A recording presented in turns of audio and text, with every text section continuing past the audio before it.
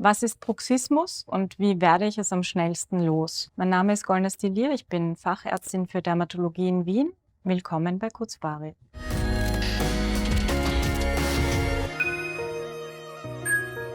Bruxismus oder vereinfacht gesagt Zähneknirschen ist ein recht stiefmütterlich behandeltes Thema. Deshalb werden wir heute ganz kurz darüber sprechen. Zum Zähneknirschen kommt es durch eine Überaktivität des Kiefermuskels, des Musculus masseters. Die Diagnosestellung des Bruxismus ist relativ langwierig und oft wird sie recht verkannt. Typische Symptome wie Nackensteifigkeit, schlaflose Nächte, Kopfschmerzen in der Früh, aber auch Ohrensausen sind die klassischen Indizien für diese mögliche Diagnose. Gleichzeitig fällt uns manchmal auf, dass sie durch das zahlreiche oder so häufige Zähne zusammenbeißen in der Nacht, auch sich die Zähne mit der Zeit abschleifen.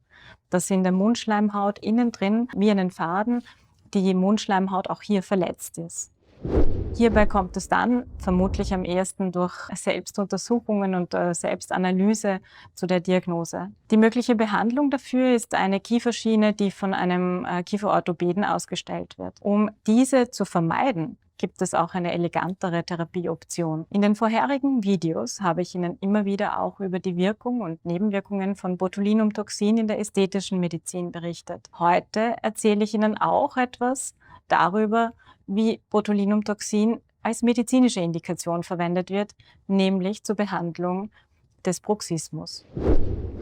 Wie stark Ihr Kiefermuskel ist, lässt sich eigentlich sehr schnell und sehr leicht selbst überprüfen. Vielleicht in einen Spiegel schauen und hier neutral hineinblicken und dann versuchen, die Muskulatur anzuspannen. Je stärker der Muskel ist, desto stärker sichtbar ist die Erhabenheit an der Hautoberfläche. Das ist vielleicht sogar schon ein Indiz dafür, dass die Diagnose des Zähneknirschens mit untergestellt werden kann. Im Schnitt hält die Wirkung von Botulinumtoxin im Bereich des Kiefermuskels 4 Monate lang.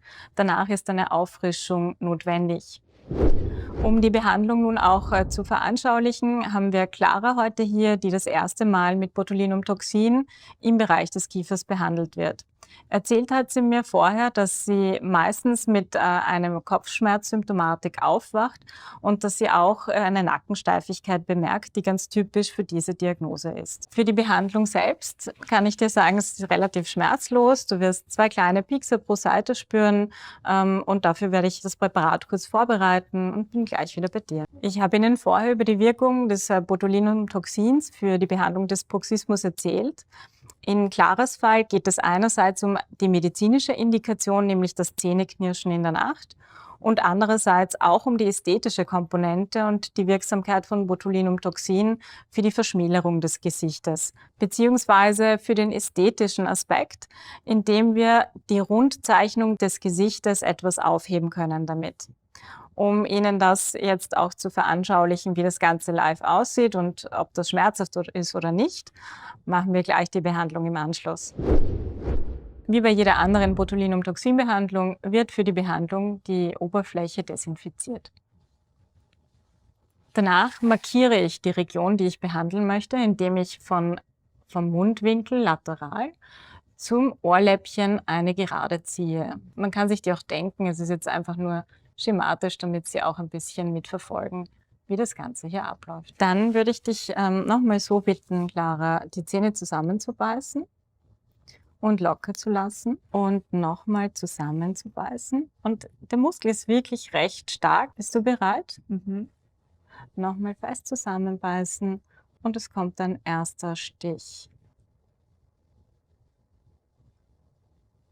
Super. Und ein zweiter Stich. Und entspannen. War das schlimm? Super. Das Schöne an dieser Behandlung ist, dass das Medikament sofort verfügbar ist, dass Sie keine operative Maßnahme ergreifen müssen, um das Zähneknirschen loszuwerden, dass gleichzeitig auch Sie eine deutliche Lebensqualität zurückbekommen, das beschreiben die meisten Patienten, dass diese Behandlung auch als eine ästhetische Komponente eingesetzt werden kann und dass sie sehr effektiv ist. Sollten noch Fragen offen sein zu dieser Behandlung, können Sie gerne einen Kommentar hinterlassen.